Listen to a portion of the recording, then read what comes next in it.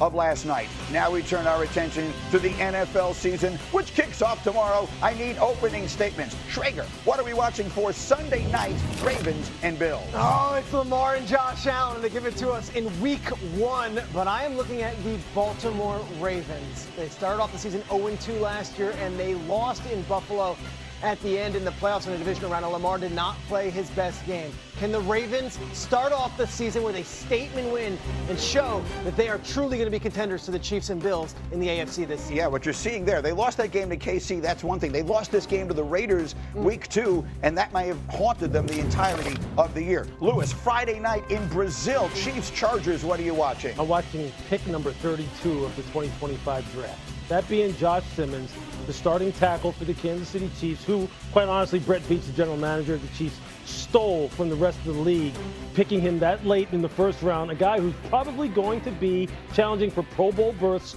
this year, early in his career. He's got every tool imaginable. They are totally satisfied with the way he has looked in the preseason. They are ready to get it started and let him protect Patrick Mahomes' blindside. Obrigado, which is thank you in Portuguese. Dominique, Cowboys, Eagles, tomorrow night. What are you watching for?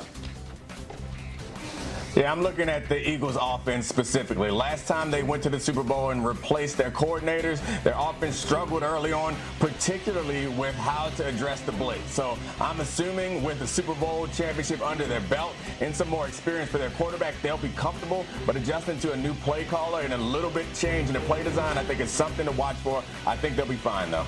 All right, it's an interesting dynamic. Whenever a team wins a championship, they have a variety of options on how they choose to approach the following season. I want you to hear from both Nick Sirianni and A.J. Brown on how they're not looking in the rearview mirror anymore. How do you feel about the fact that even though it was banner night for you guys, the fans will still have the standard of performing and winning at a high level? Yeah, I didn't know it was banner night. We won't be out for that. You know, I think from the outside, I think the city and everybody has been talking about it, but you know, this building has been locked in. You know, we put it at the bed long ago, and like I said, we just ready to go. You know, that's over with. So that's the way they've chosen to go about it. And Lewis, you have 2 reasons why you think it might just be the right approach. Yeah, look, because head coaches constantly are worried about 2 things in the NFL, and they're worried about it in particular at the start of a season. 1, having your season derailed by injuries. 2, having a championship season kind of like bleed into the next season in terms of complacency, meaning you're thinking about last year. Nick Sirianni's not having any of that. Control what you can control, right? Injuries you can't really control. I mean, you can control soft tissue injuries to some degree in terms of your offseason preparation, but complacency, coaches hammer that into players all the time. And one of the best things that they love to hear coming out of their own team is for a leader like A.J. Brown saying, we put that to bed a long time ago. That's exactly the start that they need. What do you think of it, Kmart? Well, just think about the moment that I think about is when they got their rings and Jalen kind of looks at it and puts it down. I don't even know if the guy even tried it on that night. And that, to me, set the stage. I was just in Kansas City recently for the premiere of The Kingdom. Like, the Chiefs lost the Super Bowl, and they have a documentary. You've got the Cowboys on TV. Like, all these things are happening where the Eagles are like, yeah, we're not the defending champs. We are a team that's 0-0 right now, and we have a long season ahead of us. Think about the last time they won a Super Bowl. You had Jason Kelce in the Mummers costume. You had this parade, and it's all Philly finally wins. Nick Sirianni, this is so on brand. He wants to always have edge. He wants to always be angry. He wants his guys to always feel like they are being treated like less than. The truth of the matter is, they're the heavy favorites in the NFC East. And this might not just be manufactured. This might actually be what is organic in that locker room. They don't want to have any complacency going into the start of the season, knowing that everybody is picking them out of that conference. Quickly, Nick, why do you look so skeptical? I mean, I think it's authentic to them, which is great, and I think it's one way to approach it. But also, there's nothing wrong with being happy. You accomplished something pretty impressive. You can celebrate. Congratulations, you're Super Bowl champs. Like, there are teams that approach the season like, let's run it back. We have something to prove. There are other ways to motivate yourself to avoid the complacency other than being mad, but I think this works perfectly, honestly, for this Eagles franchise in Philadelphia itself. Fair enough. One way or another, Schrager, you just said they're the favorites in the NFC East. I think I would remove the East from them. They're the favorites. I mean, period, end of sentence. And if you don't believe me, listen to someone who knows a little something about winning championships. Here's Cowboys legend, our very own Troy Aikman, on the Eagles. as someone who has won some Super Bowls, I do think, until proven otherwise, they're the team to beat.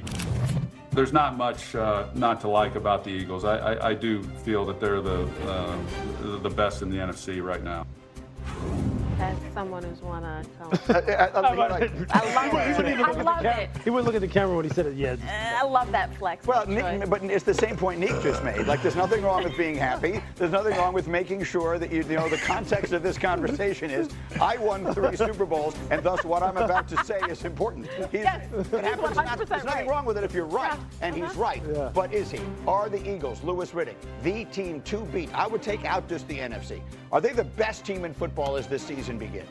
Yeah, I would have a hard time saying that they aren't as well, because of the fact that, look, offensively they return everyone basically. I mean, and they're loaded and they're motivated, and I think the approach that they're taking is another reason why I would take them against the field. Defensively, there's 2 questions I have. Number one, the depth of the defensive line, which we saw was really the driving force in the Super Bowl. And 2, obviously, the cornerback position opposite Quinyon Mitchell. What does Kelee Ringo look like? Is he going to be able to withstand the barrage that people are going to throw at him? Because they're going to say, hey, look, we're not going to go over here. This young man is a rookie, proved it. We don't want to mess with him. We're going to mess with you. And can we mess with you before this pass rush gets to us? So guys like Nolan Smith, Jalen Hunt, they got to come up. But they have a history of coming up with guys who continually step in. So, yeah, I would still give them the title until proven otherwise. This might ruffle feathers in AFC cities, but I would say the better quarterbacks are in the AFC, but the better head coaches are in the NFC. And the guys that are game planning all offseason are going to be McVay and Shanahan and LaFleur. And then you go down the list of Dan Quinn and Dan Campbell. You have a really good list of head coaches that now have an entire season's worth of Eagles game film. I wouldn't just hand it over. I know Andy Reid and Sean Payton are going to make West is going to be. I get that. I understand. I think the quarterbacks are in the AFC this year, and I think the head coaches are in the NFC. And I wouldn't just hand it to the Eagles based on the coaches that they've got to go against in that conference. That's a major declaration right there. That's a take. Well, what that is a you take. literally just created a 6 other conversations for us to have That is this a morning. take. Rip up the C block, but one way or another. Let's circle back to what he's saying, because the Eagles, they are going to get everybody's best shot. There are a lot of really good teams in there, and if there is any weakness there, I've completely lost my track of thought. They have lost some pieces on defense as well. Yeah, the offensive coordinator and pieces on defense. Yeah, all the questions that Louis laid out are fair. My counter would be every team in the NFC, AFC for that matter, has some question, whether it be a quarterback, at head coach, or roster configuration. The Eagles are the defending Super Bowl champion. They return almost everybody. There is no reason that they shouldn't be the team that